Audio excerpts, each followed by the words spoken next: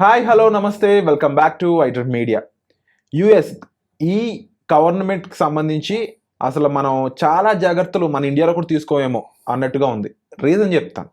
Already ఇండియాకి యుఎస్కి మధ్యలో tariff అనేది 18% సెటిల్ అయింది. దీనికి రీజన్స్ ఏంటి అంటే రష్యన్ ఆయిల్ మనం కొనడం ఆపేయడం, ఆ తర్వాత యుఎస్ గవర్నమెంట్ నుంచి మనకి టారిఫ్ తగ్గించడం జరిగింది కొన్ని ఆంక్షలతో. అది ముఖ్యంగా ఏంటంటే యుఎస్లో ఉన్న అగ్రికల్చర్లో టాప్ అయిన ఇండియాకి అగ్రికల్చర్ ప్రొడక్ట్స్ ఇంపోర్ట్ చేసుకోవాలి అని చెప్పేసి యుఎస్ అయితే ఒక మెయిన్ ఇంపాక్ట్ అయితే ఇచ్చిందనమాట.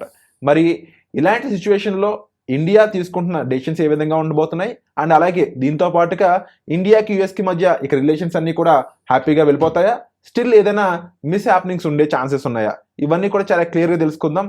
ముఖ్యంగా యూఎస్కి వెళ్ళి చదువుకోవాలనుకునే వాళ్ళు, యూఎస్కి వెళ్ళి జాబ్ చేద్దాం అనుకునే వాళ్ళు, అలాగే యూఎస్ ప్లానింగ్లో ఎవరైతే ఉంటారో తప్పకుండా వీడియో చివరి వరకు చూడండి. చాలా ఇంపార్టెంట్ విషయాలు తెలిస్తే వీటన్నింటిని మనకి ఎక్స్ప్లెయిన్ చేయబోతున్నారు ఇమిగ్రేషన్ లాయర్ అలాగే హైకోర్టు అడ్వకేట్ అయిన పృథ్వీ గారు. సార్తో మాట్లాడదాం. నమస్కారం సార్. నమస్తే విరాట్. సార్, ఇప్పుడు ఇండియాకి యుఎస్కి మధ్య కాస్త బాగుంది సిచ్యువేషన్స్, రిలేషన్షిప్ అనుకునే టైం అయితే ఉంది. రీజన్ ఏంటంటే యుఎస్ చెప్పిన విషయాలన్నింటికి ఇండియా ఊగొట్టింది కాబట్టి. రష్యన్ ఆయిల్ కొనడం ఆపేయడం ఉండొచ్చు, ఇంకా మిగిలిన విషయాలు కూడా. అయితే మెయిన్ ఫస్ట్ డౌట్ ఏంటి అంటే ఆల్రెడీ ఇండియా అనేది అగ్రికల్చర్లో ఎంత నెంబర్ 1 అందరికి తెలుసు. మనమే చాలా ఎక్స్పోర్ట్ చేస్తూ ఉంటాం. అది ఆక్వాకి సంబంధించిన ప్రొడక్ట్స్ అయి ఉండొచ్చు, రిమైనింగ్ ప్రొడక్ట్స్ అయి ఉండొచ్చు. అయితే యూఎస్ మాత్రం కొన్ని ప్రొడక్ట్స్ మావి అగ్రికల్చర్ బేస్డ్వి ఇండియా పంపిస్తాం, మీరు ఇంపోర్ట్ చేసుకోవాలి అని ఒక కండిషన్ పెట్టింది. దానికి ఇండియా యాక్సెప్ట్ చేసింది. మరి ఈ క్వశ్చన్ ప్రకారం చూసుకున్నట్లయితే ఇండియాలో అసలు నిజంగా మనకు నీడ్ ఉందా అమెరికన్ ప్రొడక్ట్స్ అనేవి, పైగా అగ్రికల్చర్ ఫుడ్ ప్రొడక్ట్స్ అనేవి? విరాట్, అగ్రికల్చర్ విషయానికి వచ్చేసరికి మనకి స్థూలంగా చూసుకోవాలి. అంటే అగ్రికల్చర్ ప్రొడక్ట్స్ కంటే అక్కడ రైస్ ఇండియాకి వచ్చేస్తాను, లేదంటే అక్కడ గోధుమలు ఇండియాకి వస్తాయనో అన్నది కాకుండా అగ్రికల్చర్ ప్రొడక్ట్స్ అంటే చాలా డెఫినేషన్స్ ఉంటాయి విరాట్. దీంట్లో మనకి నెసరీ ఏదైతే ఉందో దానిని మనం తీసుకుంటున్నాం. ఫెర్టిలైజర్స్ నెసిటీ ఉంది ఇండియాకి.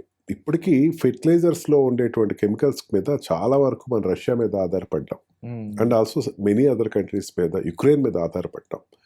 ఇప్పుడు రష్యాతోటి వార్ ఉన్నప్పుడు ఏంటంటే అవి ఇంపోర్ట్ చేసుకుంటాం అంత ఈజీ కాదు.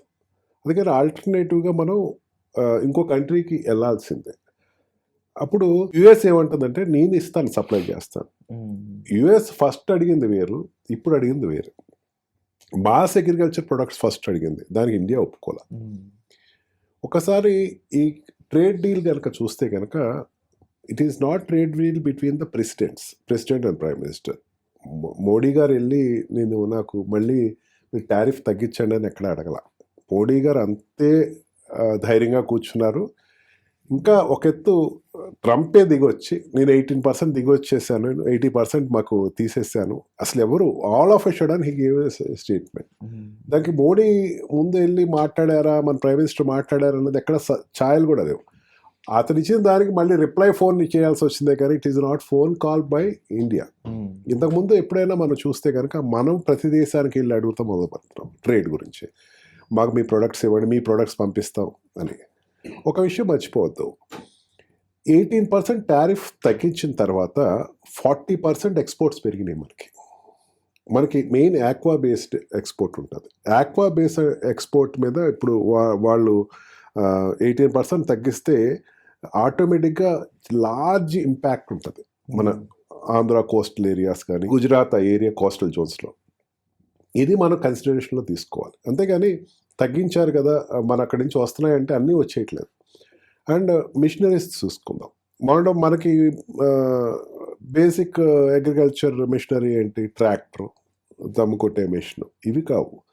చాలా మోడర్న్ టెక్నాలజీతో వచ్చేటువంటి అగ్రికల్చర్ అవుట్పుట్స్ ఉంటాయి, మిషనరీ అవుట్పుట్స్ ఉంటాయి. సోయింగ్ సీడ్స్ కానీ, డ్రిప్ ఇరిగేషన్ సంబంధించినవి కానీ, చిన్న చిన్న అగ్రికల్చర్ ప్రొడక్ట్స్ వల్ల చాలా అగ్రికల్చర్ ఫార్మింగ్ మారిపోతుంది. చాలా ఉన్నాయి ఎక్విప్మెంట్స్, అవి కానీ ఇవి వరకు మాత్రమే సెలెక్టివ్గా మనం తీసుకున్నాం. మనకి ఇండియాతో కాంపిటేటివ్ వచ్చేది ఏదే తీసుకోవాలి. మొన్నటి వరకు ఏంటంటే ఈ ఊడ్పులు చేసేటువంటి మిషనరీ అనేది చైనా నుంచి తెచ్చుకునేవాళ్ళం మనం. అండ్ ఆల్సో మాస్గా గ్రాఫ్టింగ్ చేసేటువంటి అన్నీ కూడా చైనా నుంచి తెచ్చుకున్నాం. అవి రీప్లేస్ అవుతాయి ఇప్పుడు. అంతేగాని పెద్దంతా మన ఇండియన్ ప్రొడక్ట్స్ ఎటు కావు మనకి. ఓకే. ఈ రకంగా కొన్ని అగ్రికల్చర్ ప్రొడక్ట్స్ తీసుకున్నా కానీ అన్నీ తీసుకోవాలి ఎక్కడ కూడా. అండ్ వెరీ సెలెక్టివ్ దాంట్లోకి వచ్చేసరికి. సో ఇప్పుడు అంటే 18% టారిఫ్ అనేది ఎలా చూస్తున్నాం అంటే, యూజువల్లీ ట్రంప్ అనే పర్సన్కి వేరే ఏ కంట్రీ మీద ఇష్యూ ఉన్నా సరే తను ఫస్ట్ చేసే పని టారిఫ్స్ అని వేయడం అనేది. సో ఇప్పుడు తను ఏమన్నా కొంచెం బెటర్ మూడ్లో ఉన్నాడా ఇండియాతో, అండ్ ఇండియా నుంచి ఇంకేమైనా ఎక్స్పెక్ట్ చేస్తున్నాడా? సో ఈ ఫేజ్లో ఉన్నప్పుడు ఇండియా నుంచి యుఎస్ అయితే వెళ్దాం అనుకునే వాళ్ళకి ఏ విధంగా సిచ్యువేషన్ ఉండేది? ప్రీవియస్గా పూర్వవైభవం వచ్చిందని చెప్పొచ్చు. ఇండియా నుంచి యుఎస్కి వెళ్ళే వాళ్ళకి ఎప్పుడు కూడా అంటే మనం ట్రంప్ వచ్చిన తర్వాత కొన్ని రెస్ట్రిక్షన్స్ ఉన్నాయి కానీ టోటల్ డోర్స్ అయితే క్లోజ్ లేదు. ఎంత రిస్ట్రిక్టెడ్గా ఉన్నా సరే లాస్ట్ ఇయర్ వచ్చేసరికి 3 లక్షల మంది స్టూడెంట్స్ వెళ్ళారు ఇక్కడి నుంచి.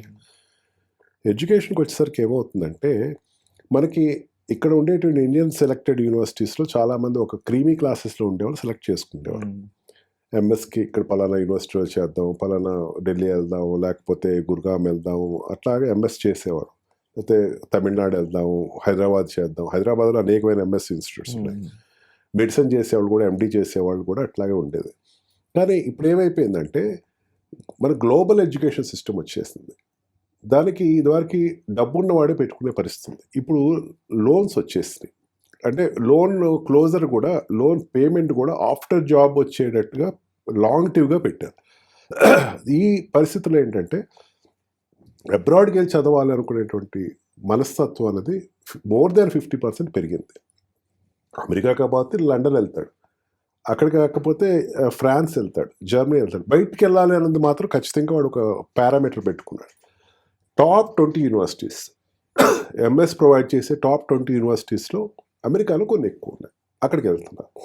ఫస్ట్ ప్లేస్ ఇంకా అమెరికా లేదు, ఇంకా ఇంగ్లాండే ఉంది, ఇంగ్లాండ్ వెళ్తున్నారు. ఈ రకంగా స్టూడెంట్స్కి వచ్చేసరికి ఇబ్బంది లేదు. H1B వీసా కూడా జాబ్ లేకుండా ఇదివరకు వెళ్ళేటువంటి వాళ్ళు ఏదో ఫేక్ సర్టిఫికేట్ పెట్టుకున్నాం, ఫేక్ కన్సల్టెంట్ ద్వారా వెళ్ళేవాళ్ళు ఎక్కువ మంది ఉండేవారు. వాళ్ళు కొంచెం తగ్గారు. అండ్ గ్రీన్ కార్డ్ కొంచెం రెస్ట్రిక్షన్స్ పెరిగాయి. ఇవి కొంచెం వరకు భయభ్రాంతులు చేసింది తప్ప వాస్తవాలకు వచ్చేసరికి అంతేం కనపట్లే మనకి. ఎవ్రీథింగ్ ఈజ్ వెరీ కూల్, బాగానే ఉంది. ఆ పరిస్థితి అంత వనరబుల్ కండిషన్ అయితే లేదు. సో ఓవరాల్గా చూసుకున్నట్లయితే ఇండియా యుఎస్ మధ్యలో మ్యూచువల్ అండర్స్టాండింగ్ అయితే ఎప్పటి నుంచో ఉంది. ఓన్లీ థింగ్ ఇక్కడ నుంచి వెళ్ళే వాళ్ళు బెస్ట్ అవుట్పుట్ ఇచ్చే స్కిల్డ్ స్టూడెంట్స్ అయి ఉండాలి, జాబ్ చేసే వాళ్ళు అయి ఉండాలి, అంతే. సో ఇండివిజువల్గా తిరిగి అక్కడ వచ్చిందంటే ఇండివిజువల్ పర్సన్ ఎవడైతే ఉన్నాడో వాడు తోపు అయితే ఈజీగా జాబ్ కొట్టేయచ్చు, అదేం పెద్ద ఇష్యూ కాదు. సో విన్నారు కదండి, మెయిన్గా ఇక్కడ మేజర్ రీజన్ ఎవరు అంటే మీరే. అంటే మీకు యూఎస్లో సెటిల్ అవ్వాలని ఉందంటే దానికి మీరు బెస్ట్ స్కిల్ అక్వైర్ చేసుకోవాల్సి ఉంటుంది, బెస్ట్ అవుట్పుట్ ఇవ్వాల్సి ఉంటుంది, బెస్ట్ కంపెనీలోనే పనిచేయాల్సి ఉంటుంది. సో ఇలా ఉన్నప్పుడు అయితే వాళ్ళకి ఎటువంటి డోకా లేదు. సో దీనికి సంబంధించి అంటే ముఖ్యంగా ఇమిగ్రేషన్ ప్రాసెస్ అయి ఉండొచ్చు, డాక్యుమెంట్ ప్రాసెస్ అయి ఉండొచ్చు, వీటికి సంబంధించి చాలా ఎపిసోడ్స్ అయితే రాబోతున్నాయండి. మీకు దీనికి సంబంధించి హెల్ప్ కావాలనుకున్నట్లయితే సార్ని సంప్రదించవచ్చు. అలాగే యూఎస్కి సంబంధించి ఎటువంటి డౌట్స్ మీకున్నాయి, మీ పేరెంట్స్కి ఉన్నాయి, తప్పకుండా కామెంట్ సెక్షన్లో మెన్షన్ చేయండి. అలాగే నెక్స్ట్ ఎపిసోడ్లో యూఎస్లో ఎవరైతే ఆల్రెడీ వర్క్ చేస్తున్నారో, యూఎస్లో H1B మీద ఎవరైతే ఉన్నారో వాళ్ళు ఇండియాకి వచ్చినట్లయితే ఆ తర్వాత యూఎస్కి వెళ్ళడం ఎంతవరకు పాసిబిలిటీ ఉంది, అక్కడ ఎలాంటి సిచ్యువేషన్స్ అనేవి మీరు ఫేస్ చేయాల్సి ఉంటుంది, ఇవన్నీ కూడా తెలియజేయబోతున్నారు పృథ్వీ గారు. సో స్టే ట్యూన్, మన ఛానల్ అయితే సబ్స్క్రైబ్ చేసుకోండి. నెక్స్ట్ ఎపిసోడ్లో అది చూద్దాం. సో వచ్చే ఎపిసోడ్లో మళ్ళీ కలుద్దాం guys. Thank you so much sir. And for more videos, please subscribe to iDream. Please subscribe to iDream. Please subscribe iDream. And please subscribe to iDream. For more videos, subscribe to iDream. please like, share and subscribe to the channel. Congratulations, iDream. Subscribe to iDream. Subscribe to iDream. So subscribe to iDream Media. iDream team andarki huge congratulations. Please subscribe iDream Media. Please subscribe to iDream. Subscribe iDream. Please subscribe to iDream. iDream అంటే నా కళల channel subscribe చేసుకున్న నోరు తిరుగుతలేదు, మీరైతే గంట గుర్తు కొట్టండి. For more such videos, please subscribe to iDream. Subscribe to iDream. Please subscribe to iDream. Please subscribe iDream Media. Please do subscribe to iDream. Please subscribe to iDream Media. For best entertainment and information, please subscribe iDream. And don't forget to subscribe to iDream.